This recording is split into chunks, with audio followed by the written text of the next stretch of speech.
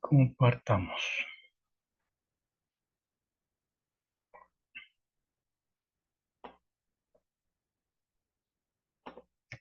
¿Ya?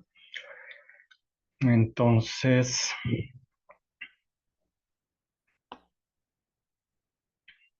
pues ayer ya vimos el último tema del capítulo, de la unidad uno, perdón, que era de balance de masa y energía en sistemas sin reacción química. Y entonces vimos ya el tema de balances múltiples, ¿no? Que básicamente era aplicar todo lo que hemos hecho en estas casi 2 semanas, ya una planta completa, pero nos habíamos dado cuenta que la propia planta ya la habíamos resuelto. Desde un inicio estábamos resolviendo la planta, solo que no les dije, ¿sí? Que era una planta completa, pero la conclusión básica era que para resolver cualquier planta o cualquier sistema ya que sea complejo o grande, hay que hacer una resolución por partes, ir tomando sin idea.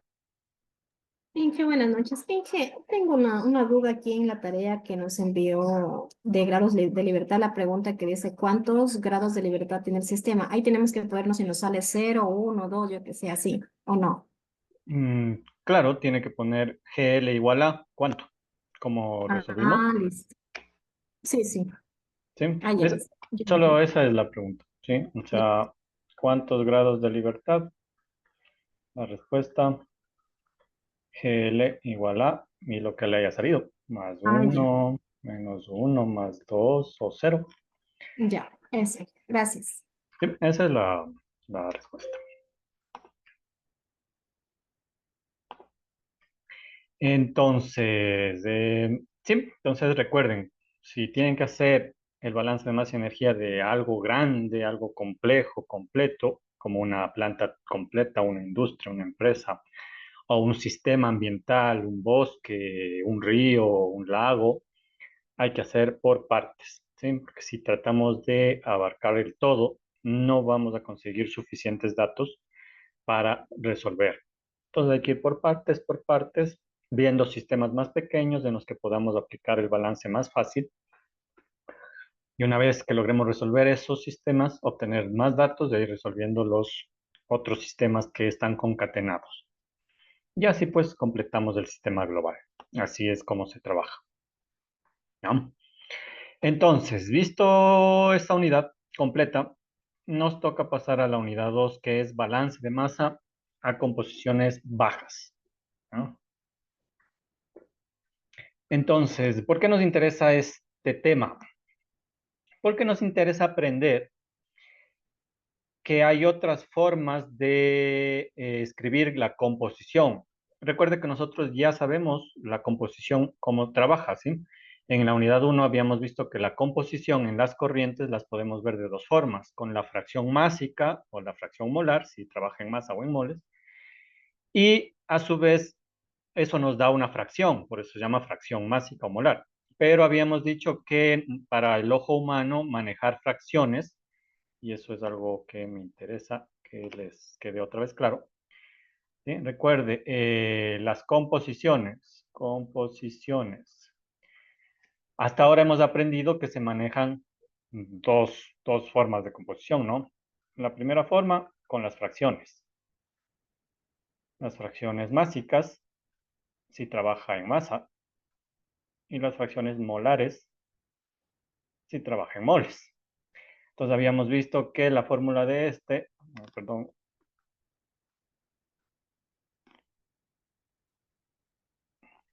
sí, que el W, que significa fracción de algún componente I, no es más que la masa, porque es la fracción másica, la masa del componente I para la masa total, ¿sí?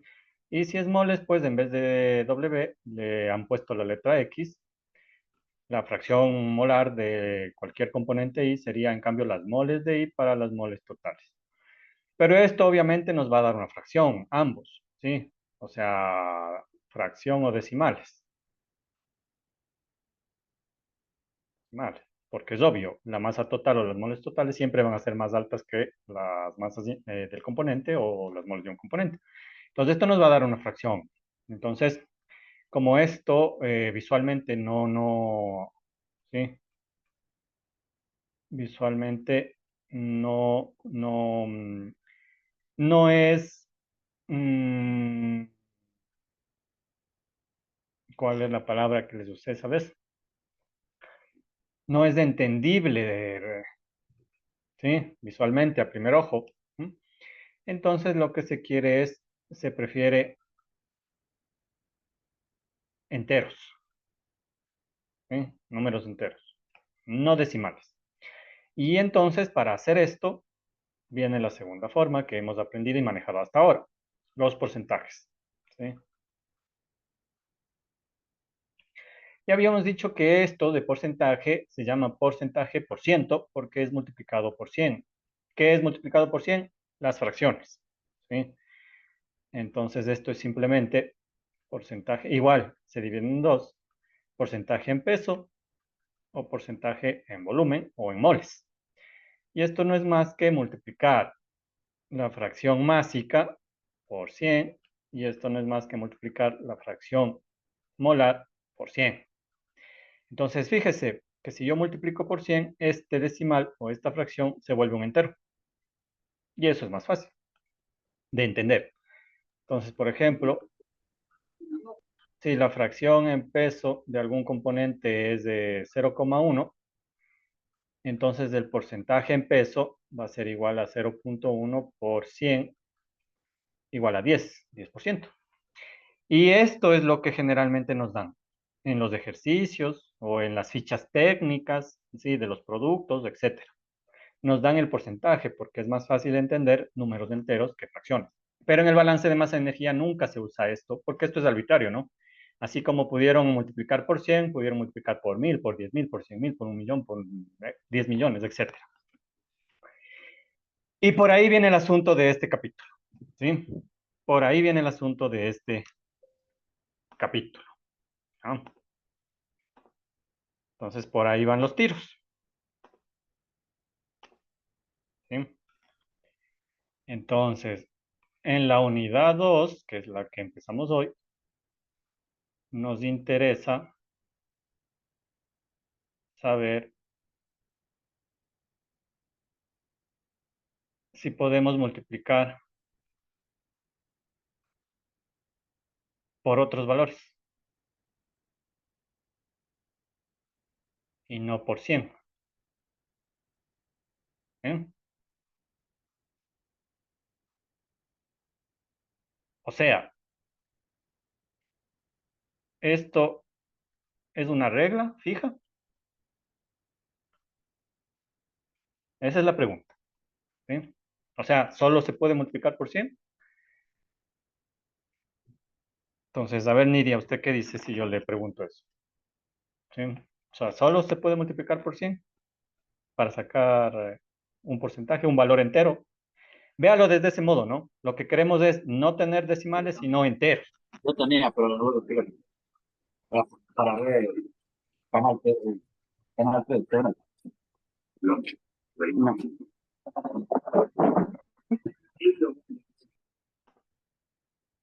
Eh, Alguien está abierto el... No, ya cerró. Entonces, ¿a quién le pregunté? Nidia creo que era. Entonces, Nidia, ¿cree usted que esta multiplicación por 100 es algo que está fijo, escrito en piedra? ¿O se podría alterar esta multiplicación? Recuerde el objetivo, ¿no? El objetivo es tener números enteros, no decimales. Sabiendo que esto siempre va a ser un decimal, siempre, por el concepto. Pero nosotros queremos entero. Entonces, la pregunta es, para sacar porcentaje multiplicado por 100. Pero ¿se debe multiplicar siempre por 100? ¿O yo puedo multiplicar por el número que yo quiero? ¿Hay alguna regla fija que me impida hacer eso? Entonces, eso es lo que nos interesa ahora, ¿ya? Eso para ponerles en contexto. Entonces, en la unidad 2, justamente vamos a hacer eso. Vamos a aprender o a entender un nuevo término de composición, ¿sí? Que le vamos a añadir al de fracción másica, molar y porcentual, que se llama concentraciones bajas en ppm. ¿Sí? Este es el concepto que vamos a aprender, o que vamos a tratar de aprender. Y luego que entendamos qué es, vamos a explicar cómo se usa y cómo se hace sus transformaciones, y vamos a hacer igual que en la unidad y todas las otras unidades, pues ejemplos de aplicación. ¿Ya? Entonces, ¿está claro cuál es la parte esencial de la unidad? O sea, ¿qué es lo que queremos aprender? ¿A qué nos enfrentamos? ¿Sí?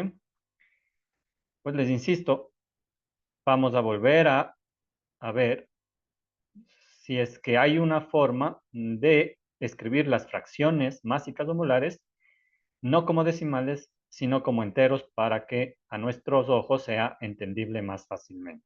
¿Ya? Entonces, la pregunta clave es esta, que es la que yo estoy haciendo.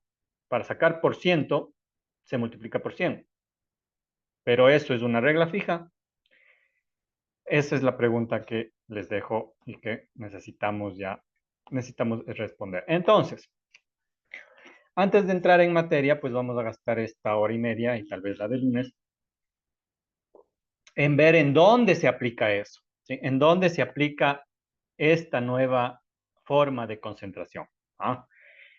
Y es importante que nosotros aprendamos esto. Tal vez ustedes ya lo vieron esto en control del agua, porque se usa mucho ahí. ¿Sí? Pero es importantísimo, es fundamental que usted entienda eso porque su carrera, recuerde, es tecnología en protección ambiental. Y si usted va a los sistemas de gestión ambiental del Ecuador y de todo el mundo y de todos los países, generalmente para controlar la contaminación en el recurso agua, en el recurso tierra y en el recurso aire, ¿sí? Siempre se maneja solamente esta unidad, ¿sí? Son pocos los casos en que se maneja por cientos, ¿sí? Que es los que manejamos en esta unidad.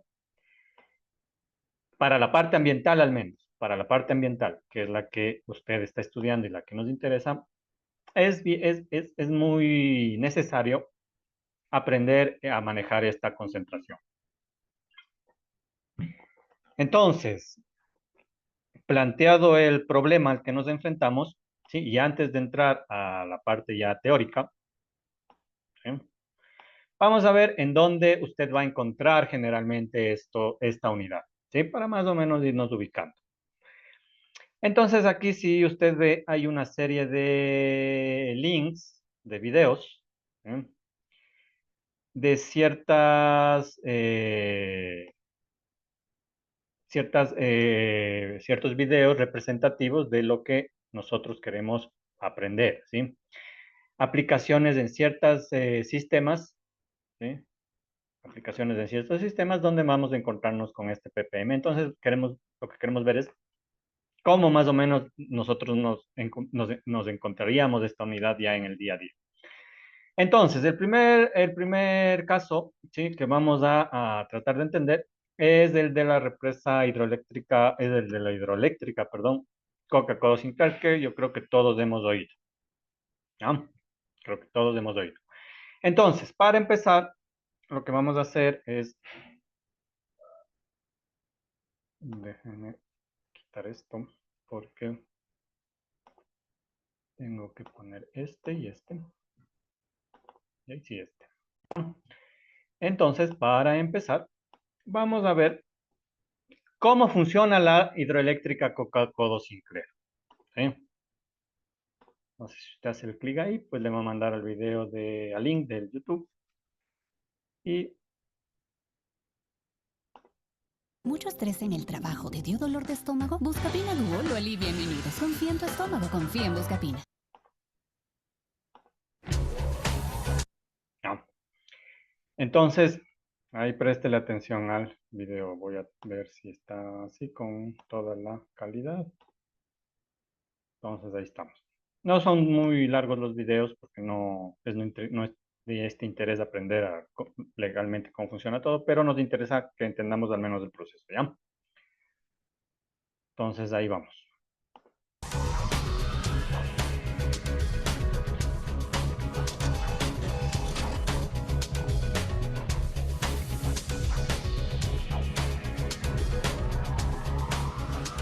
Mega Construcciones Ecuatorianas.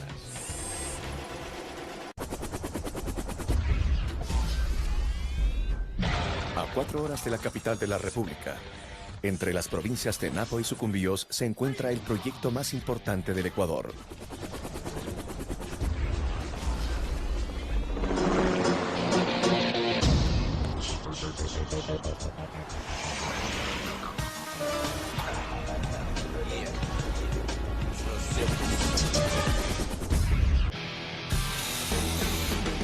Durante las 24 horas del día, incansablemente, cientos de trabajadores van haciendo realidad este magno proyecto. En este punto confluyen los ríos Quijos y Salado, que forman el gran río Coca, con 293 metros cúbicos por segundo de caudal medio anual, casi el doble del caudal medio anual del río Paute. El río Coca proveerá a la planta hidroeléctrica con 222 metros cúbicos por segundo de su caudal, que será aprovechado en su totalidad para transformarlo en energía eléctrica. Justo aquí se construirá la obra de captación.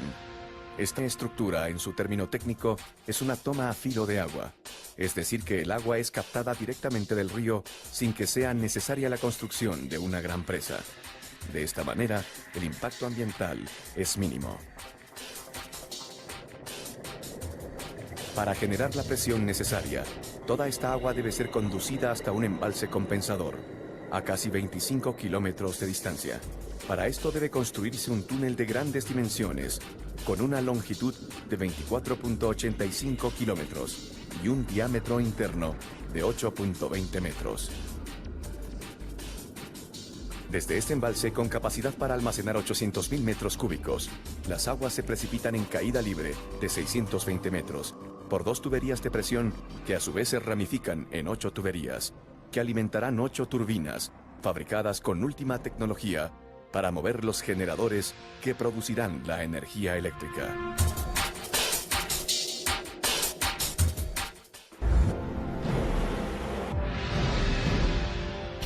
Los grupos turbogeneradores estarán alojados en una caverna excavada en roca, a 550 metros de profundidad, en el interior de la montaña.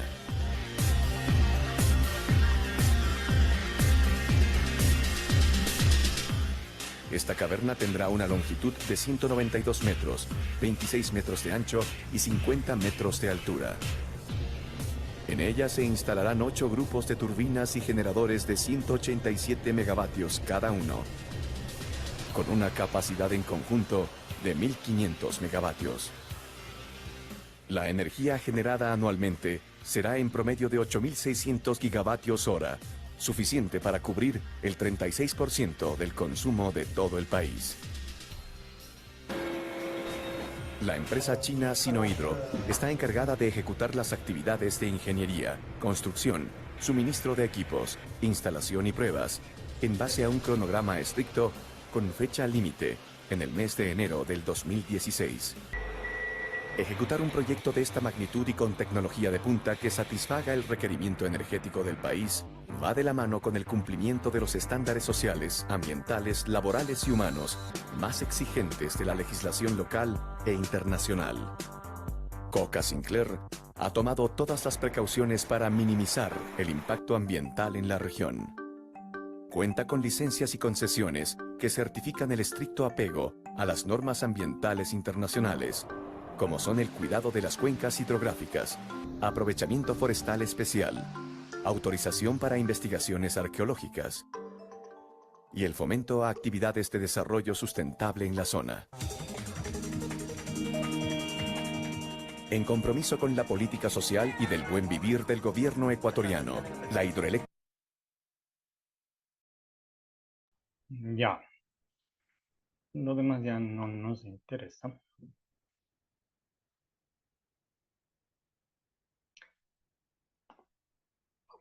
Entonces, más o menos está entendible cómo funciona, cuál es la estructura básica de la represa, ¿no?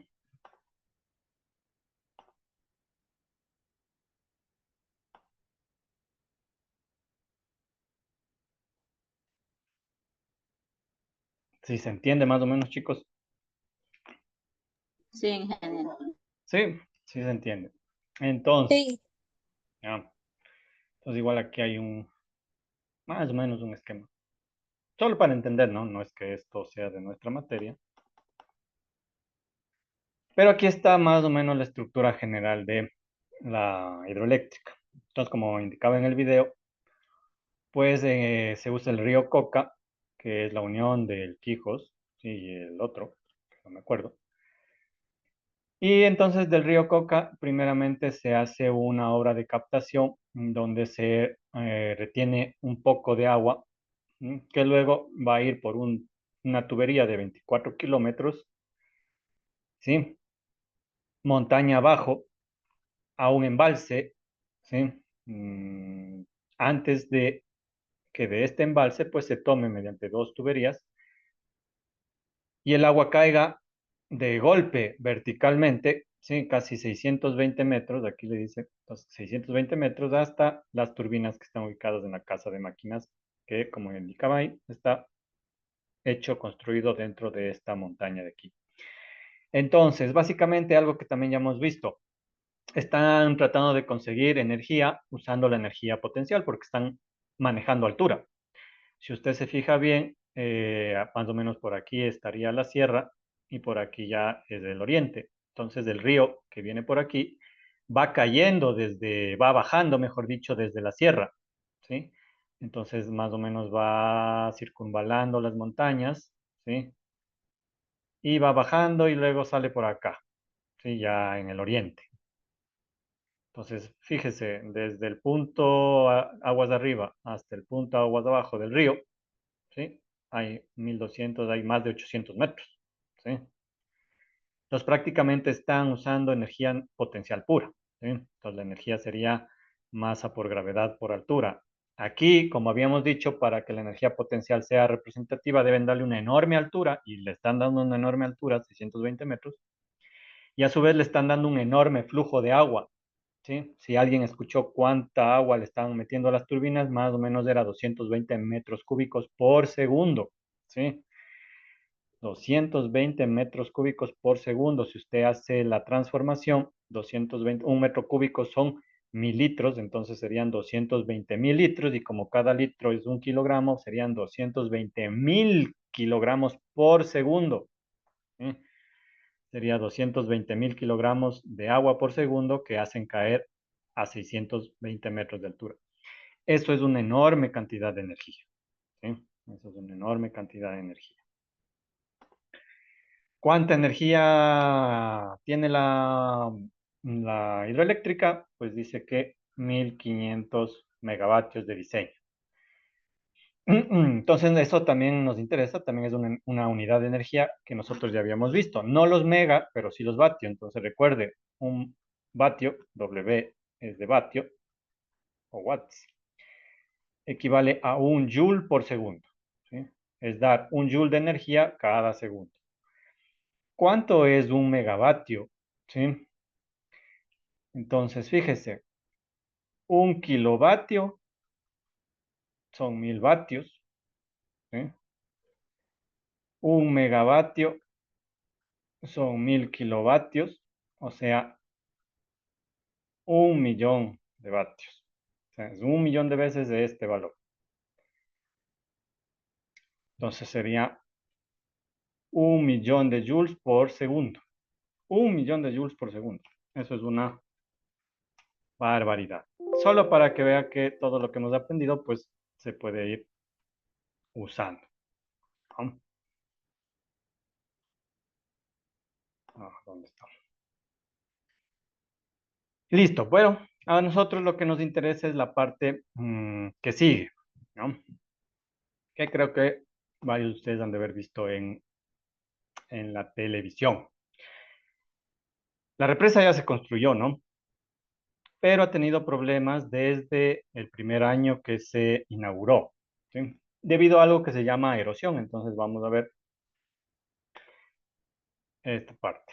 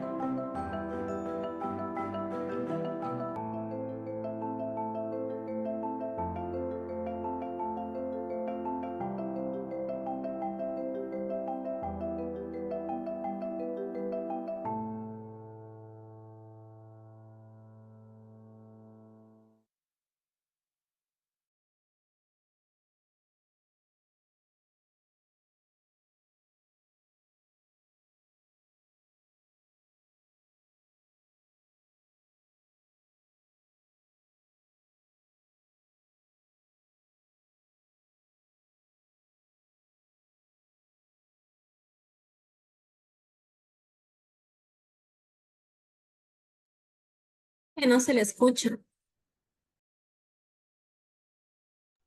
Ah, sí, perdón. Entonces, ¿qué es la erosión? Que nos muestra el video, ¿sí? Entonces, fíjese, supongo aquí que está el río, ¿no? El río Coca. Y aquí están las montañas al un lado y al otro, ¿sí? Entonces, este es el río Coca. Y según lo que nos indica, en algún punto, cerca a Napo, pues aquí construyeron la captación. ¿Qué es la captación? Es simplemente un pequeño como embalse, pero no es un embalse, sino es como un pequeño tapón que le ponen al río para que se acumule aquí en esta parte algo de agua. Y entonces, recuerda, el río tiene una profundidad, ¿no? Voy a hacer más o menos así. Entonces aquí le hacen como una especie de tapón, ¿sí? Con unas compuertas para luego permitir que siga fluyendo el río. Pero aquí lo que interesa es que hacen como una especie de acumulación en esta parte para que suba un poco el nivel del agua, ¿sí? Justo en esta parte anterior a las obras de captación. ¿Por qué necesitan hacer eso? Porque de aquí van a tomar, y efectivamente es lo que hicieron, aquí en el fondo del lecho del río, construyeron un túnel. Y ese túnel, que es subterráneo, cae, ¿sí? Cerca de 300 metros, hasta lo que se llama el embalse propiamente dicho, que también lo mostramos ahí. Llega al embalse, llena el embalse y del embalse, ¡pum!, cae 620 metros hasta las turbinas. ¿Eh? Entonces, la primera parte y la más importante, obviamente, es obtener el agua. Entonces, por aquí del fondo entra el agua, que aquí queda atrapada, ¿sí? Y luego llega al embalse y luego a las turbinas y luego ya producirá electricidad. ¿Cuál es el problema? Hay muchas teorías sobre cuál fue el error que se hubo en los estudios, pero la mayoría acordamos, ¿sí? La mayoría de los técnicos acordamos en que realmente los estudios no fueron bien hechos. y no se tomó en cuenta un estudio anual, por lo menos de unos 20 años, de la cantidad de erosión, justamente erosión, que provocaba el río Coca. Cada río, dependiendo de la cantidad de agua que lleva y de la velocidad del caudal, tiene su nivel de erosión. Entonces, ¿qué es de erosión? Si usted ve aquí, el agua choca con la tierra, ¿no es cierto? Con la tierra y con el lecho. Entonces esto, las montañas y el lecho es de suelo, ¿sí? Entonces el suelo tiene rocas, ¿sí? Entonces, ¿qué es lo que va haciendo el agua? El agua, como está fluyendo con cierta velocidad y en cierto flujo, pues va golpeando día tras día, día tras día, día tras día, y en algún punto, pues la roca se fatiga y se suelta, y ¡puc! Se va con el río. Y entonces le va comiendo a la montaña. Entonces, de lo que la montaña inicialmente llegaba hasta este borde, después de unos 2 años, la montaña ya no va a ser así, sino que se va a ir más atrás. Y todo esto se ha perdido, o sea, es tierra que se cayó al río y se lo fue llevando. Igual en el lecho, ¿sí? El agua que va en el fondo, pues va carcomiendo el lecho del río y le va haciendo más profundo. Entonces, después de 2 años, de lo que el fondo estaba a este nivel, el fondo va a ser más profundo. Entonces, para hacer una represa y una hidroeléctrica, toca tener un estudio bien hecho de la capacidad del río para provocar esta erosión. ¿Por qué? Porque es obvio, ¿no? Si es que el río tiene demasiada fuerza, va a erosionar muy rápido. Entonces, si por ejemplo, esta hidroeléctrica estaba diseñada para 50 años, pero visto cómo va el problema de la erosión, no va a durar ni 10. ¿Sí? ¿Por qué? Porque el río le está carcomiendo los bordes del lecho y está haciendo más profundo el fondo del río. ¿Sí? Entonces, ¿cuál es el problema de eso? Primero, mientras más montaña come, más tierra que va al río. Y hay un problema porque si más tierra va al río, eso es lo que se llama sedimentos. Los sedimentos es la arena, ¿sí? La arena de la erosión. Entonces, mientras más sedimentos, más tierra vaya soltando de las montañas del río y vaya con el agua, aquí, en esta obra, en este tapón que yo le indico, se va a ir acumulando, entonces va a ir llenando esto de sedimentos. Y si no se va limpiando, que es lo que se hace con máquinas, se va sacando la tierra y se va botando a un lado, pues si no se hace esa limpieza, mientras más tiempo pase, esto cada vez se va a ir haciendo una montaña aquí, en cambio, porque como no tiene paso, se va a ir haciendo una montaña. Y ahí viene el problema, porque va a taponar el tubo que va hasta las turbinas. Eso por una parte. ¿Sí? Lo que se está haciendo ahorita es, bueno, limpiando, entonces la tierra que se está acumulando aquí, pues la van sacando y la tiran a un lado y entonces dejan limpio esta parte de aquí para que siga fluyendo agua. Hasta ahí no habría problema, duraría unos 5 años más esta obra. Pero como también le indico, aquí va carcomiendo el fondo del río. Entonces, de lo que el río está a un nivel, después de unos 10, 15 años, el río va a estar a un nivel más bajo, o sea, va a pasar por acá. Y si usted se fija en algún punto, el río va a pasar más bajo que donde está la entrada de la tubería. Entonces ya no habría agua que llevar, porque el río va a estar más abajo por la erosión que se provocó. Ese es el problema de esta hidroeléctrica. Básicamente no se tuvieron en cuenta o no se hicieron bien los estudios anuales por un tiempo lo suficientemente largo para ver cuál era el nivel de erosión de este río. Entonces, algunos técnicos han concluido en que este lugar donde se construyó la obra de captación y el túnel no se escogió adecuadamente. Y algunos otros dicen que fue escogido a ojo, ¿sí? Por carácter político, por fallas técnicas o porque ahí era más fácil para la empresa Sinohydro. Sea cual fuera, no era el lugar adecuado. Entonces, ¿Sí? Una consulta. Por ejemplo, la erosión de este río Coca, esa erosión se debe, o sea, es algo natural, ¿no? En sí. Sí, Pero es algo este, natural. o sea, también tiene consecuencias también de lo que pusieron en la hidroeléctrica o es debido también, o sea, debido solamente al cambio climático, no sé.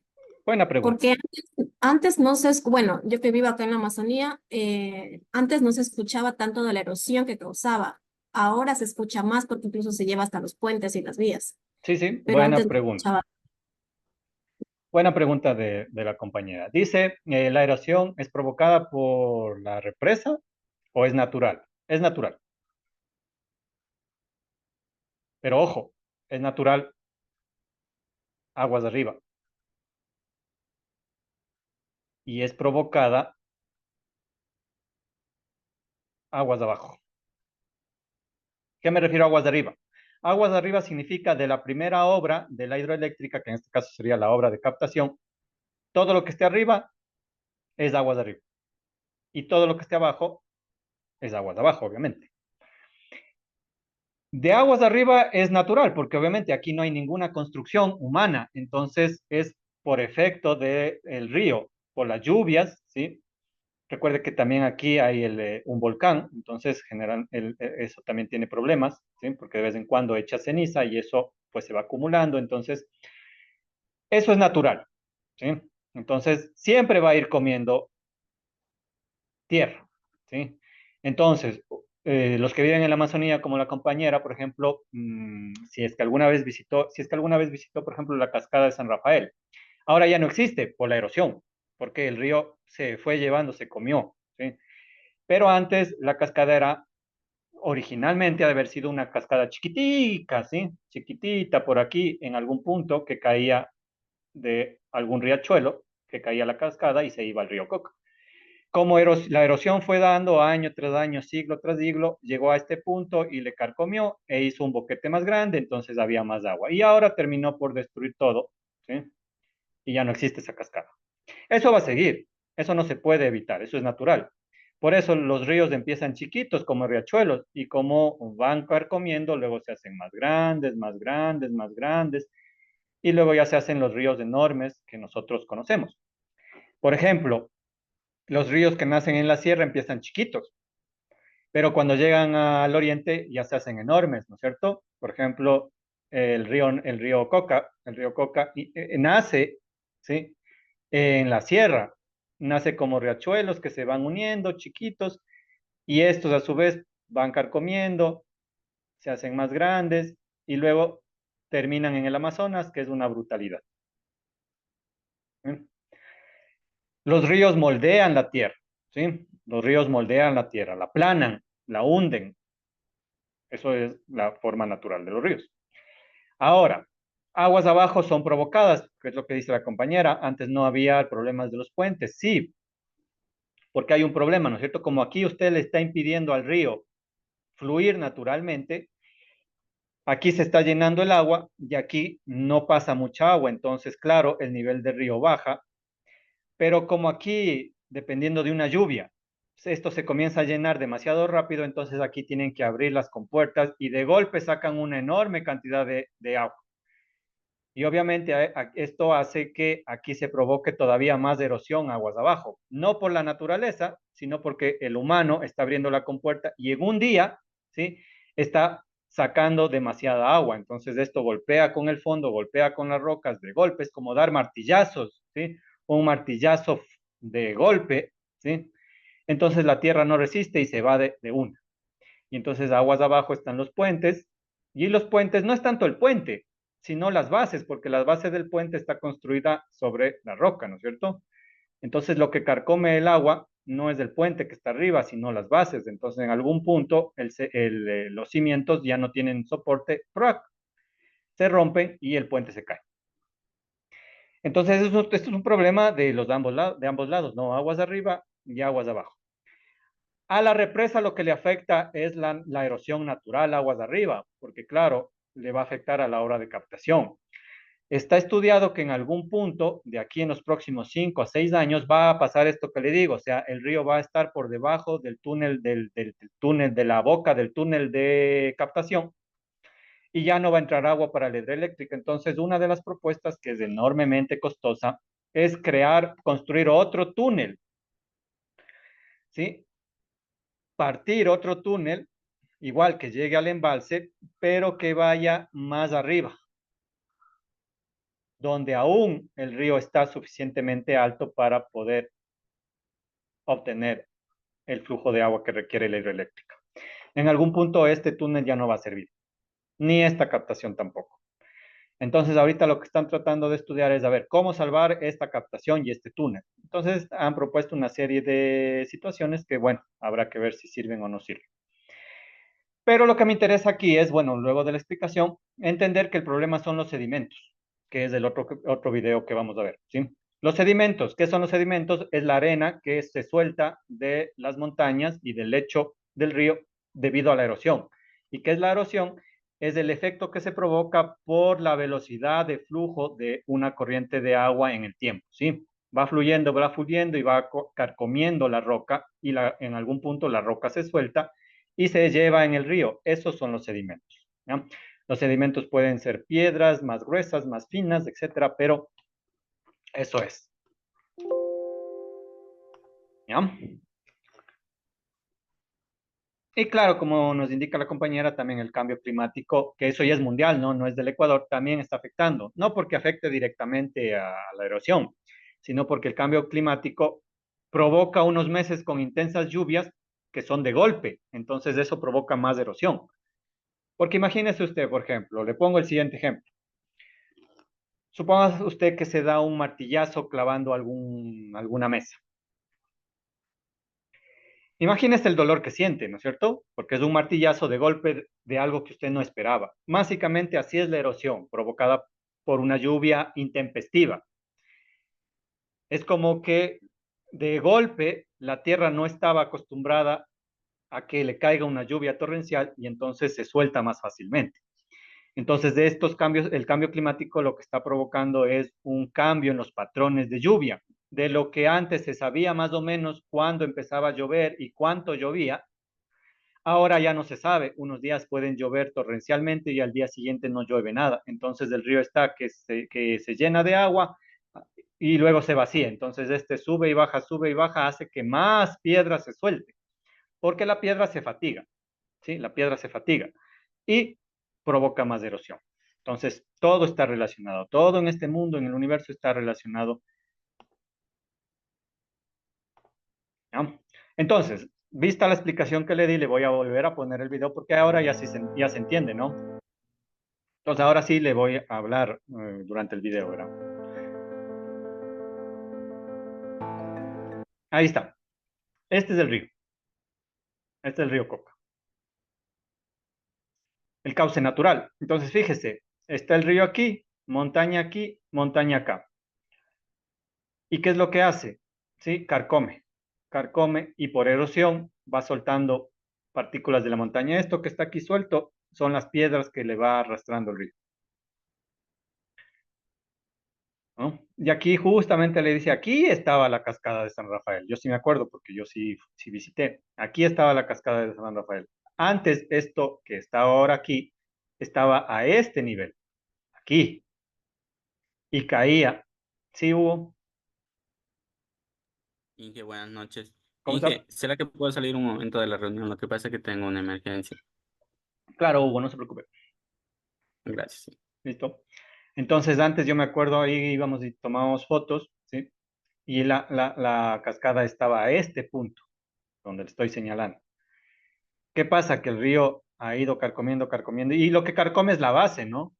Pero una vez que carcome la base, todo lo de arriba se derrumba, y eso justamente fue lo que pasó. Toda esta parte se derrumbó y se cae. Entonces, primero, dos problemas cuando pasa una erosión de semejante calibre. Primero que aquí se tapa por la tierra que cae. Entonces, luego aquí se va acumulando. Se acumula, se acumula, se acumula, se acumula. Pero el agua, como no se detiene y siempre busca una forma de salir, en algún punto al agua, a la tierra que estaba aquí taponando, también la va llenando, la va llevando y en algún punto, ¡prax! Llega un punto en que el río logra zafarse de este tapón pero de golpe, y entonces de lo que aquí se acumuló una enorme cantidad de agua, toda esa agua va como una avalancha y recorre el cauce aguas abajo y va llevando todo a su paso, que es justamente lo que pasó, ¿no? Y ahí viene otro problema, porque esto es en cascada, ¿no es cierto? Como aquí se acumula y luego llega un punto en que se desborda y se suelta de golpe, va chocando con las paredes, es como una autopista, entonces va chocando con las paredes y va llevando todavía, por ejemplo, aquí hay más erosión, ¿sí? Va llevando todavía más tierra y eso es un ciclo. Por ejemplo, aquí rompió el oleoducto, ¿no? Fíjese que antes la montaña iba a este nivel y todo esto se ha comido el río. Entonces el oleoducto pasaba por aquí, aquí había un oleoducto sobre el río y de ahí iba por esta parte y ¡prac! Se lo comió.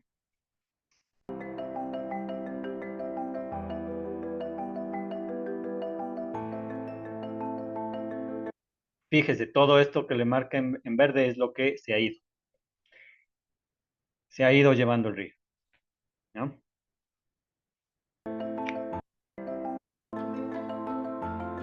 Entonces, fíjese, es como que le va abriendo una boca, ya que hay un pueblo. Este va a desaparecer en algún punto. Este puerto me interesa. Entonces, aquí lo que le dice es, aquí está la erosión, y en este nivel, en estos kilómetros, que esto significa la fecha, ¿sí? Y antes estaban los kilómetros, es en donde ya no hay erosión, ¿no? No porque ya se haya parado, sino porque aquí aún no llega, ¿sí? El río aún tiene aquí algo de libertad y no ha creado tanto estrago, entonces. Pero ¿cuál es el problema? Que más acasito está la obra de captación de la hidroeléctrica.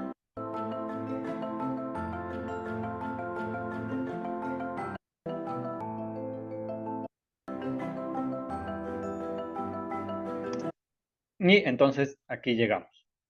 Aquí está la obra de captación de la hidroeléctrica. Y el túnel está aquí.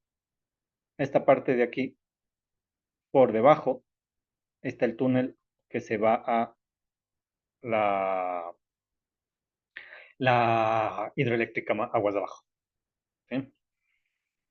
Entonces ahí viene el problema, ¿sí? Porque en algún punto esto que está aquí se va a ir más abajo y entonces el túnel va a quedar más arriba y ya no sirve. Igual aquí, mire, esto es una clara muestra de producción de sedimentos. Se forman islas de arena.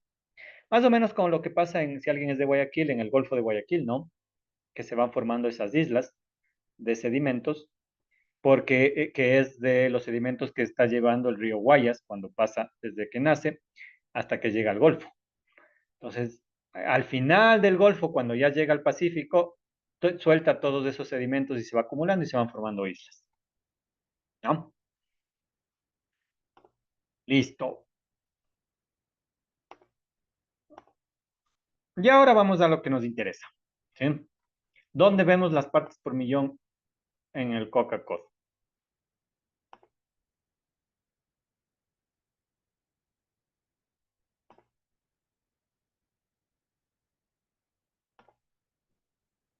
Coca-Cola Sinclair funciona este lunes con normalidad.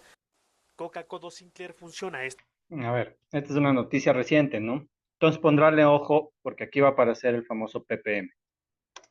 Coca-Cola Sinclair funciona este lunes con normalidad luego de que el viernes paró sus operaciones durante 9 horas tras el abrupto incremento de los sedimentos en los ríos que abastecen a la central hidroeléctrica en Napo. La última medición de los técnicos indica que hay 190 partes por millón suspendidas en el agua. El nivel está 6 veces por debajo del máximo con el que puede operar, 1.200 partes por millón. Este año es considerado inusual por el Ministerio de Energía al señalar que esa hidroeléctrica ha tenido que parar 19 veces por culpa de los sedimentos. En condiciones normales, arena, pequeñas piedras y basura son retenidas por los desarenadores, pero cuando hay lluvias intensas que provocan la crecida de los ríos, los sedimentos se multiplican y esos filtros son insuficientes.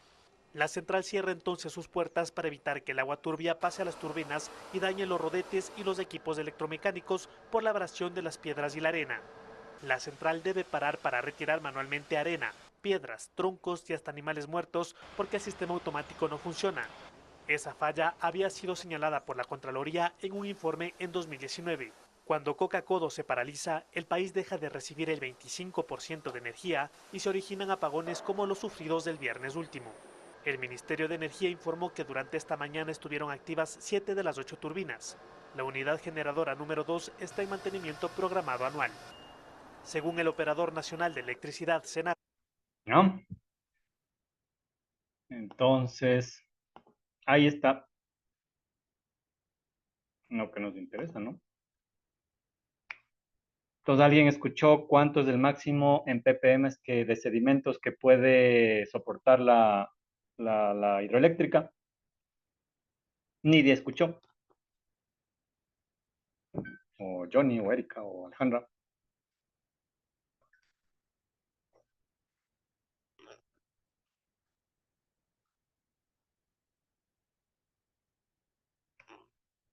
Nadie escuchó. Entonces, aquí le dice que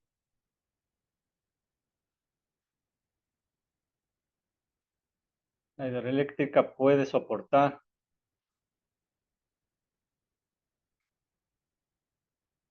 máximo 1500 ppm de sedimentos. ¿Ya? Recuerde ese número porque lo vamos a usar en cálculo. ¿Ya? 1500 ppm de sedimentos. Aún no sabemos qué es ppm, pero sabemos en dónde pueden aparecer. ¿Ya? 1500 ppm de sedimentos. O sea, puede soportar 1500 ppm, que sería una concentración de sedimentos. ¿Sí? Esta sería la concentración de sedimentos. Entonces, básicamente, déjeme ver para ver si le puedo explicar. Vamos a esta otra imagen. Esta justamente es a la que se refiere el video, ¿no? Entonces, fíjese, por aquí es aguas arriba, ¿sí? Por aquí llega el río Coca y aquí está la captación, o sea, la compuertas que yo le digo. Entonces, lo que hace es que aquí llena un poco de agua, ¿sí? Aquí hace que se llene un poco el agua para que el túnel que está, si usted ve esto, el túnel está por debajo de esta parte. Por debajo de esta parte está el túnel. Entonces, el agua se va por ahí. El agua que está entrando aquí, si usted se fija bien aquí, una parte del río se desvía y esa agua que se desvía entra a este. Esto de aquí es el desarenador al que se refiere en el video, esta parte de aquí. Y el túnel está acá, aquí pero abajo, ¿sí? A esta altura pero abajo, ¿sí? Si quiere unos 6 metros al fondo.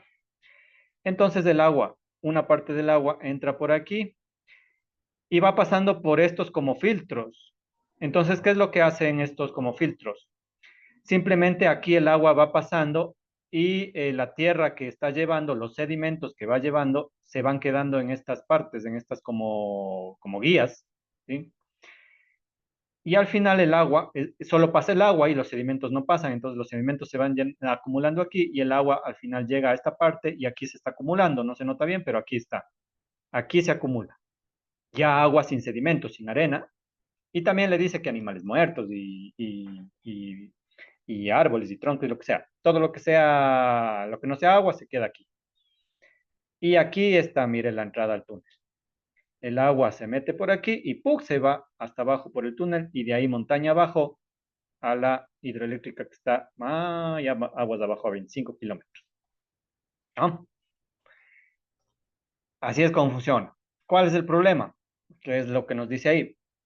Este de aquí, este desarenador está construido y diseñado y se diseñó y se construyó según los cálculos que se hicieron, que hizo la empresa china Sinohydro, dijo que era suficiente de este tamaño. Y de este tamaño solo puede soportar una concentración de sedimentos, o sea que el agua que entra por aquí tenga máximo 1500 ppm de arena. Más de eso, es fácil entender lo que pasa. Si tiene más sedimentos, aquí se van a acumular demasiado rápido los sedimentos y entonces ya no va a poder limpiar los sedimentos y va a salir el agua con algo de sedimentos y se va a ir por el túnel.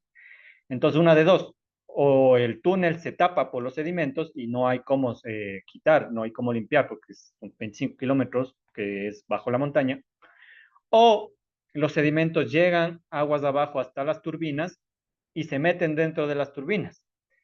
Y si usted mete tierra dentro de algo mecánico que está girando a miles de revoluciones por minuto, eso es como meter una pequeña mina, ¿sí?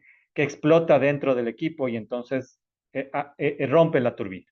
Rompe la turbina y daña todos los equipos. Por eso es que no puede entrar sedimentos, no puede entrar arena a las turbinas. ¿Cuál es el problema? Que, claro, esto estaba bien hecho siempre y cuando no hubiera una erosión tan exagerada como la que ha tenido el río. Porque el río con la erosión que está ahorita teniendo, que no se calculó para ese nivel de erosión, está superando con creces los 1500 ppm que debería. Entonces, ¿qué es lo que están haciendo? Como sabe que tienen ese problema, los días que se mida, porque esto se mide a diario, los ppm de sedimentos, cuando esté superando por mucho la cantidad, los ppm necesarios, cierran esto, no dejan pasar el agua a los túneles, al túnel. Y entonces aquí dejan que se acumule, que se acumule, que se acumule, y ahí van con las máquinas y retiran la arena, retiran la arena, retiran la arena, ¿sí?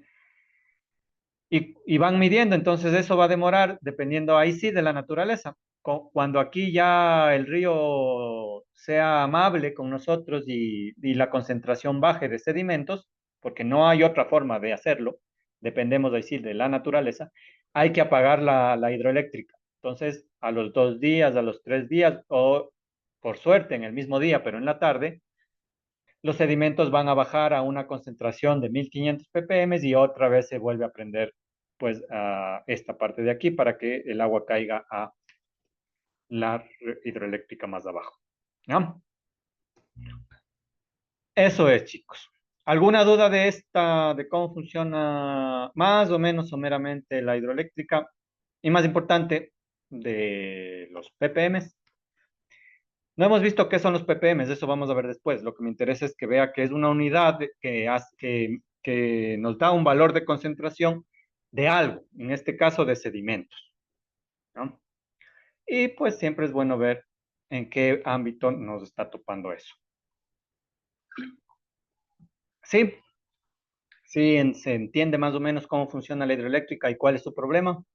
Su problema básicamente es que el río está erosionando demasiada tierra y esa erosión está haciendo que la concentración de sedimentos sea muy alta. Eso es básicamente el problema. La represa solo puede tolerar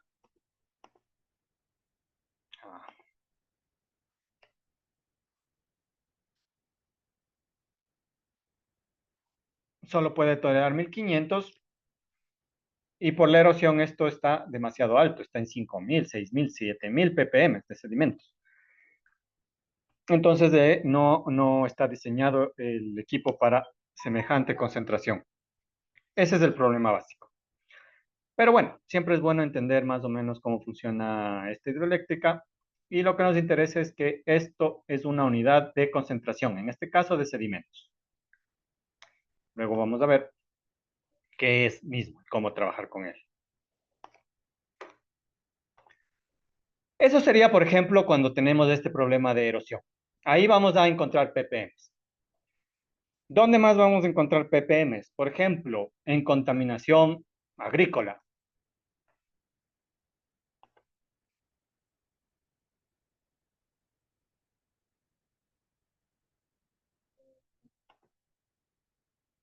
Por ejemplo, en el uso de pesticidas. Entonces, vamos a ver primero qué son los pesticidas.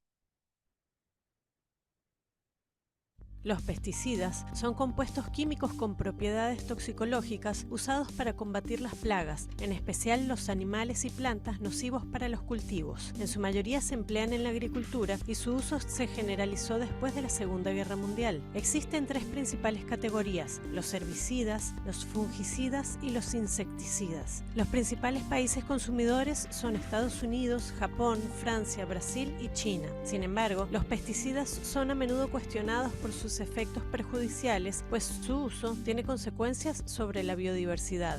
Mata a los insectos que sirven a la polinización, degrada la calidad de los suelos, contamina el agua de las capas freáticas. También se les critica por su toxicidad para el hombre, en primer lugar para los agricultores que los manipulan, pero además, restos de pesticidas se hallan a menudo en muchos productos de consumo. Los riesgos para la salud parecen ser múltiples: alergias, asmas, baja fertilidad y cáncer. La agricultura biológica limita su uso al máximo, privilegiando los abonos orgánicos. ¿Ya? Entonces, los pesticidas, pues, son simplemente químicos. Son químicos artificiales, que se usan para controlar las plagas, ¿no? Los herbicidas, ¿qué son los herbicidas? Son los que controlan las hierbas malas, ¿sí? Que compiten por la comida con algún producto de interés. Por ejemplo, si usted planta maíz, usted solo quiere que crezca el maíz, pero siempre junto al maíz crecen otro tipo de hierbas que consumen el alimento, entonces hacen que la producción disminuya. Entonces, lo que usted lanza o lo que se suele hacer en las grandes empresas es usar herbicidas. Entonces, usan un herbicida que mata a esa hierba y deja en este caso al maíz como ejemplo, que crezca solo, entonces aumenta la producción, pero ahí tiene el problema, ¿no? Porque algo del pesticida pues se pega en este caso al alimento, y luego llega a su plato en el choclo que usted se come, ¿sí? Con unas papas con cuero. Y eso luego al final le va a crear problemas. Uno de los pesticidas más usados es el glifosato, que usted ha de haber oído, ¿sí? Aquí tuvimos un grave problema de glifosato por el glifosato que se usó justamente en las partes de Sucumbíos, me parece, ¿sí? Para tratar de erradicar los cultivos de droga, cuando se hizo la lucha contra estos cultivos por parte del gobierno colombiano, y que pidió ayuda al Ecuador, que aceptó, y que la idea era usar este herbicida, glifosato, para matar los cultivos de coca. Entonces veamos qué es el glifosato.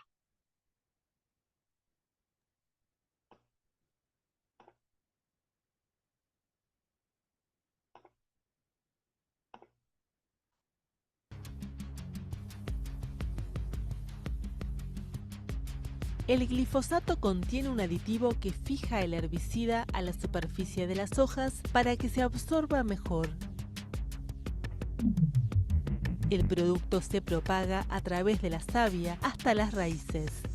El glifosato impide que la planta absorba los nutrientes provenientes del suelo y de la fotosíntesis. Inhibe las enzimas, proteínas presentes en las células, que permiten ciertas reacciones químicas necesarias para la actividad biológica. La planta ya no puede sintetizar las proteínas que necesita. Privados de estos elementos esenciales para su crecimiento, los nuevos brotes se deterioran y mueren en 4 a 10 días. En plantas adultas, esto puede tardar varias semanas. El glifosato es un herbicida no selectivo, mata a todas las plantas, incluso si algunas especies son más sensibles que otras. Para permitir su uso en cultivos de soja y maíz que ya han germinado, las plantas deben ser modificadas genéticamente para resistir la exposición. El herbicida se esparce por el suelo y el agua. Se considera tóxico para los organismos acuáticos y suscita grandes preocupaciones por sus efectos en los humanos.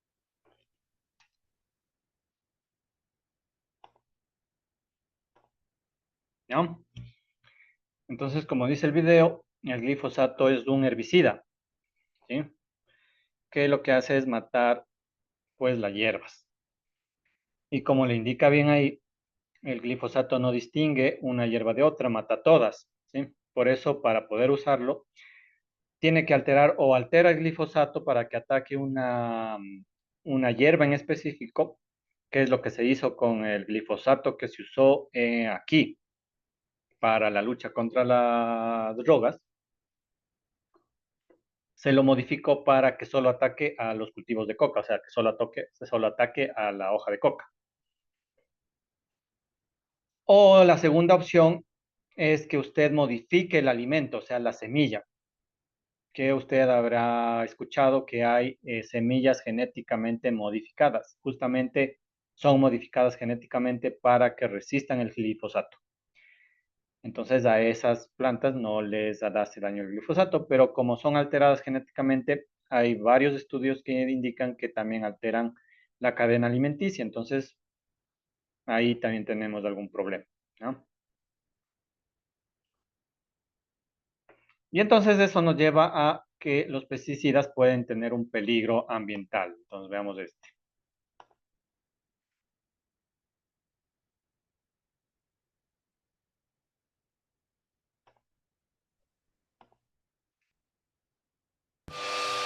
Los pesticidas protegen los cultivos, pero no solo son peligrosos para las plagas. El pasado mes de octubre, 270 personas murieron en Benue, Nigeria, envenenadas por un insecticida. Los pescadores lo vertieron en este río y luego recogieron los peces muertos. La gente bebe el agua de este río y la utiliza para lavarse. Fue un incidente trágico, pero no un caso aislado.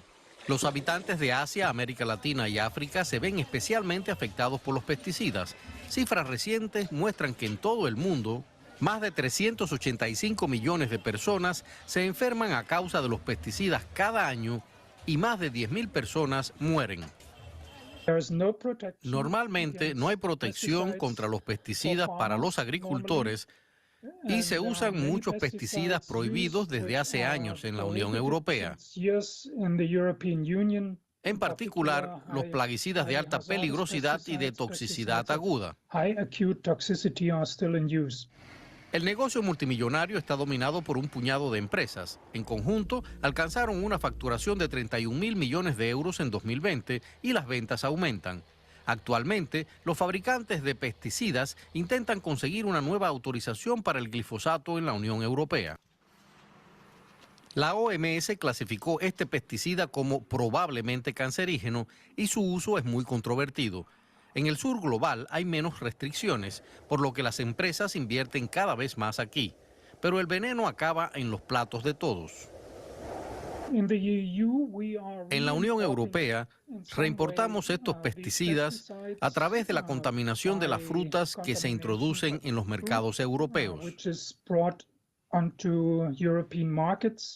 Según las estadísticas, un 25% de nuestros productos alimenticios contienen algunos residuos de plaguicidas, a veces varios.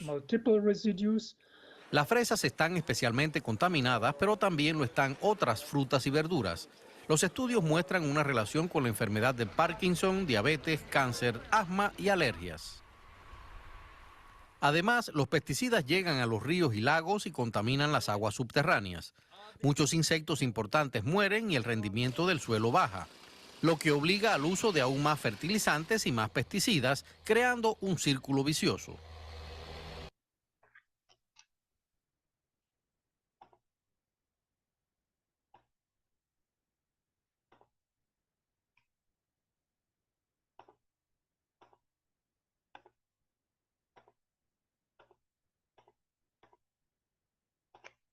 ¿No? Entonces, en este caso, nos enfrentamos al problema de los pesticidas. Entonces, si usted tiene el suelo, y aquí tiene la planta, y usted rocía con un pesticida, sea cual sea, pues una vez que haga la cosecha, algo de este pesticida va a quedar en el alimento. Pero aquí tiene un problema que es aún más grave, ¿sí? Como le está esparciendo en forma de spray, las goticas de pesticida caen en el suelo y se van acumulando.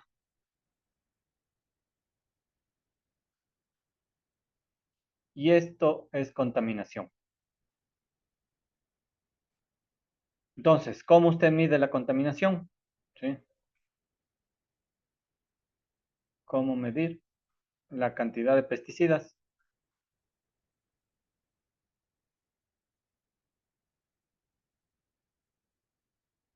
Fácil, usted toma una muestra de suelo y mide mediante alguna técnica, ¿sí?, la concentración de pesticida. ¿Dónde nos va a aparecer el ppm aquí? En esta medición. Porque como va a medir concentración, o sea, composición, cuánto hay de pesticida en una cierta cantidad de suelo, son tan bajas las cantidades, ¿sí? Son tan bajas las cantidades de pesticida que se van acumulando, pero como son tan tóxicos, ¿sí?, son bien contaminantes, entonces aquí es donde vamos a tener que usar una nueva unidad de concentración, ¿sí? Aquí vamos a usar los ppm, porque los porcentajes no nos sirven, ¿sí? No nos sirven para ese nivel de concentraciones tan bajas. Entonces, por ejemplo, aquí yo le puse un estudio.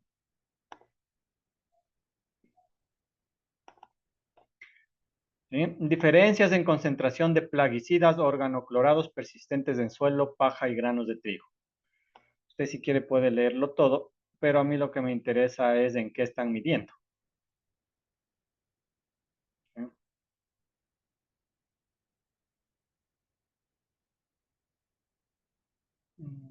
¿Dónde está la tabla de medición? Mire, es como le digo, ¿no?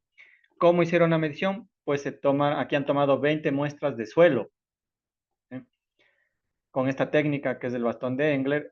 Simplemente es meter una especie de embudo, 10 centímetros de profundidad, y sacar esa parte de tierra, y a esa hacerle el análisis, ¿no? Pero lo que me interesa es el método analítico, estudio... mm, mm, mm.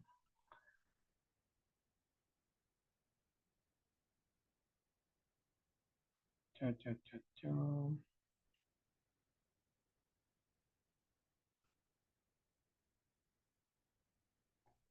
Aquí, por ejemplo, le voy a hacer más grande.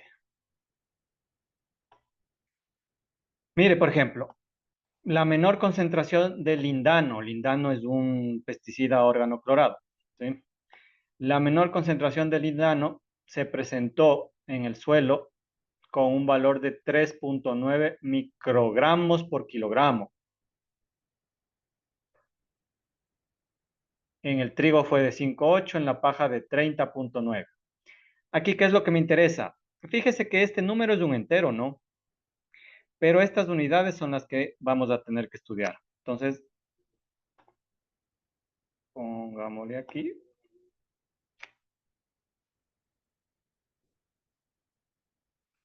En el estudio de plaguicidas,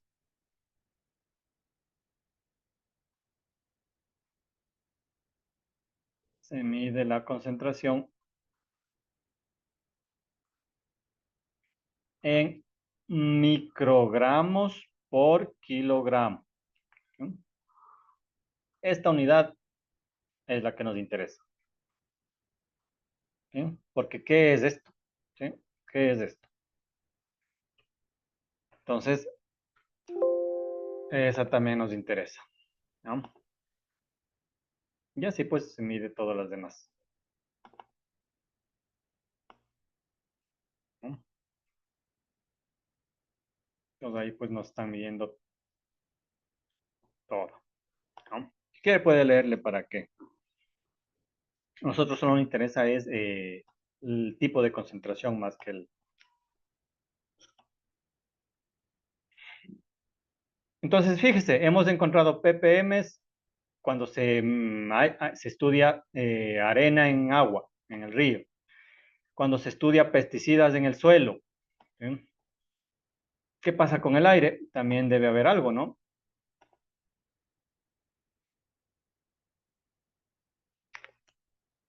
Veamos este sobre la contaminación atmosférica.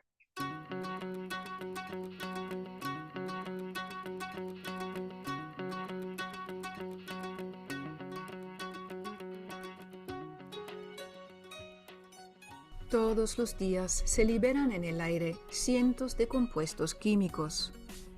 Algunos de esos compuestos químicos se conocen como contaminantes atmosféricos porque afectan a la salud humana y al medio ambiente, mientras que otros se conocen como gases de efecto invernadero porque contribuyen al calentamiento del planeta. Veamos los diferentes tipos de gases de efecto invernadero y contaminantes atmosféricos que más nos afectan. Los gases de efecto invernadero son compuestos químicos que actúan como una manta alrededor de la Tierra, atrapando el calor que nuestro planeta irradia. Este calor es generado por la energía del Sol. Los gases de efecto invernadero son fundamentales para la sobrevivencia humana. Sin ellos, la Tierra sería demasiado fría para que los seres humanos pudieran vivir aquí. Las actividades humanas, especialmente el uso intenso de combustibles fósiles, han dado lugar a la liberación de demasiados gases de efecto invernadero, provocando un aumento de la temperatura global y trastornos en nuestro clima. Estos trastornos incluyen un aumento en el número y la severidad de las sequías y de las tormentas. Los gases de efecto invernadero primarios son el dióxido de carbono, CO2, y el metano, CH4. Como los gases de efecto invernadero se mezclan uniformemente en la atmósfera, tienen un impacto global. Por eso, una reducción de los gases de efecto invernadero en cualquier parte es benéfico en todas partes. California cuenta con una serie de programas estatales para reducir las emisiones de gases de efecto invernadero en al menos un 40% para el 2030, con recortes mucho más profundos de las emisiones para el 2045. Los efectos de alguna contaminación atmosférica pueden verse a nivel regional. Los contaminantes del aire sufren reacciones químicas después de ser liberados en la atmósfera, lo que da lugar al smog o a la neblina regional. Dado que las reacciones químicas que forman el smog se producen en el transcurso de un día o más, el smog tiende a extenderse por una región específica. Las montañas y los vientos pueden mantener el smog atrapado en un área como Los Ángeles o el Valle Central durante varios días. Por esta razón, reducir el smog significa abortar las fuentes que se encuentran en toda la región afectada, tales como los carros, los camiones y las fábricas. Algunos contaminantes del aire son locales y tóxicos, lo que significa que tienen el potencial de afectar a nuestra salud a nivel comunitario y directamente cuando los respiramos. Ejemplos de ellos son el benceno de la gasolina y la contaminación por partículas finas de los gases de escape de los motores diésel. La exposición a estos contaminantes puede cambiar drásticamente en función de la distancia a la que usted esté de la fuente y del tiempo que los respire. Como los niveles pueden variar de una manzana a otra, para estimar los posibles impactos se utiliza la medición a escala comunitaria o el monitoreo de las emisiones. Esta variación también hace difícil la reducción de las emisiones de estos contaminantes y no existe una estrategia única para todas las comunidades. Para hacer frente a este reto, California aplica programas de protección del aire incluyendo los programas de protección comunitaria del aire y puntos calientes, para proteger la calidad del aire y reducir la exposición a y las emisiones de la contaminación atmosférica a escala local. El objetivo del Consejo de Recursos del Aire de California y de los 35 distritos del aire es reducir las emisiones de gases de efecto invernadero y de contaminantes atmosféricos y reducir la exposición a los contaminantes atmosféricos.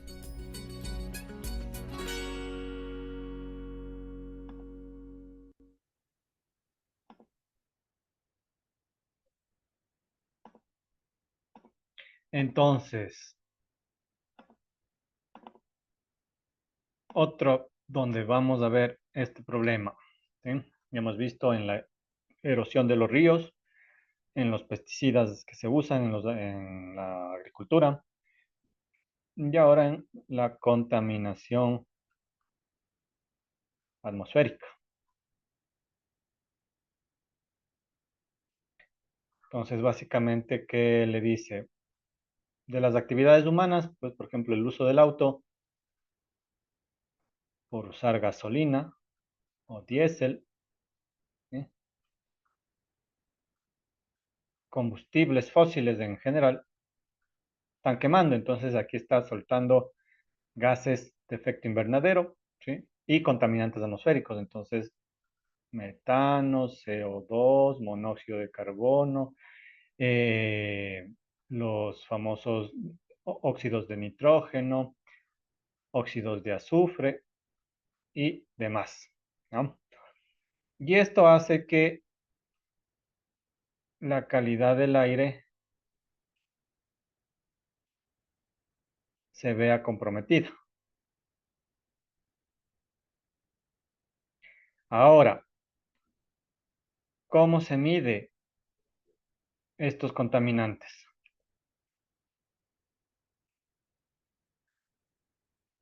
Pues, como vieron al final del video, ¿sí? Se usan medidores, ¿sí? Medidores ambientales. Esas cajitas que vieron al final. Es un medidor que se pone en algún punto y va succionando aire. Obviamente, este aire va a tener una cantidad de ciertos de estos contaminantes. Entonces, aquí hay un material que les atrapa a los contaminantes. Los contaminantes se atrapan y se miden en el laboratorio.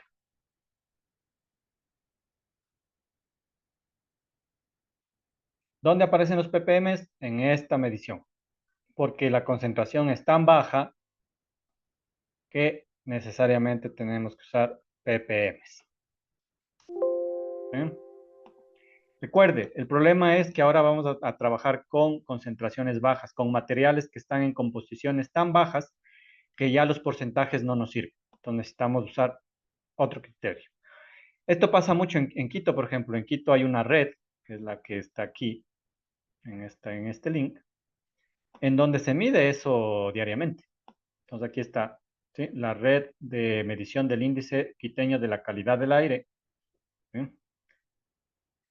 Y aquí están, mire, los reportes mensuales de contaminantes. Contaminante monóxido de carbono, dióxido de nitrógeno, ozono, material particulado de 10 micras, material particulado de 2.5, SO2. Bueno, están todos los contaminantes que se producen por combustión de autos y en las industrias.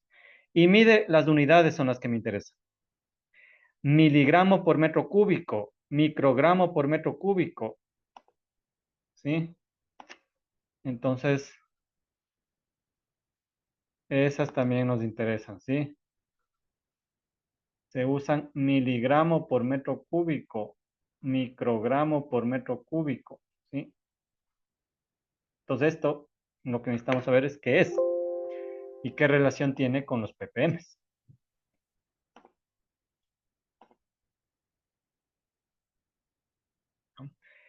Entonces, fíjese que en todos los recursos ambientales vamos a encontrar los ppm. En el recurso agua, por el río Coca, como ejemplo, ¿no? En el recurso suelo, con los pesticidas, en el recurso aire, ¿sí? Con los contaminantes atmosféricos. Y el lunes vamos a ver este último, que es el componente biótico, o sea, la vida. Ahí también vamos a encontrar ppms, ¿no? Y entonces ya el lunes podremos ya empezar con la teoría tal cual. Entonces, lo que hemos querido ahora nosotros es simplemente dar un vistazo de en dónde nos vamos a poder encontrar estos valores de ppm. ¿Sí? No hemos visto qué son, pero sabemos que es un tipo de concentración.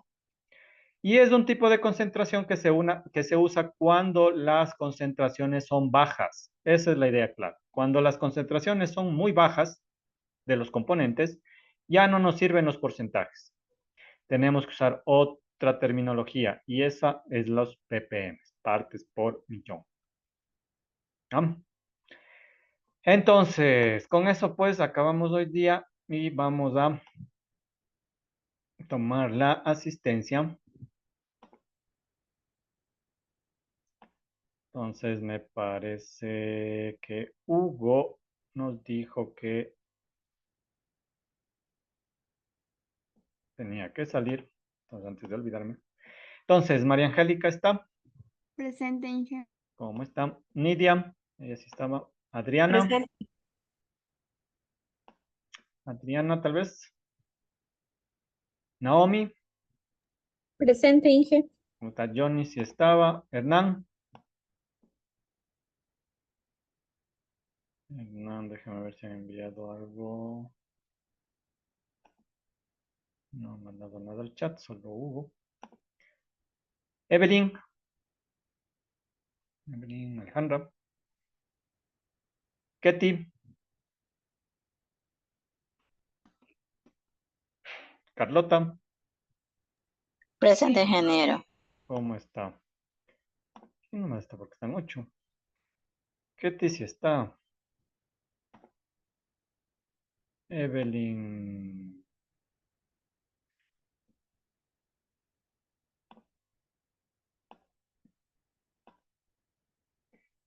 Adriana, tal vez. Aquí llegaron chats. Ketty está. Hernán. Sí, ya le puse.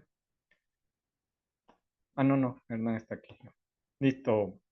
Adriana, Evelyn, tal vez.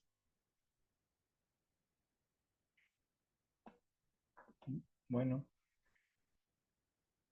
No están. Entonces. Yo sí estoy, por si acaso. Sí, ya le puse, no se preocupe, Johnny. Entonces, con eso terminamos el día de hoy. Solo ha sido un ver videos y ver en dónde vamos a toparnos con ppms. Eso se va a topar mucho ustedes cuando ya se gradúen y trabajen en la parte ambiental. Puro ppm, puro ppm. Entonces vamos a tratar de aprender bien, ¿ya? Entonces, recuerden, hagan la tarea, hagan la prueba, sí, que son esas dos que tienen que hacer hasta el domingo. Tal vez les habilite hasta el lunes mejor, porque veo que algunos tienen problemas de conexión. Entonces, tal vez les habilite hasta el lunes, medianoche. Pero traten de hacerlo, ¿ya? Entonces, nos vemos el lunes, chicos. Buen fin de semana. Que pasen bien. Y termino.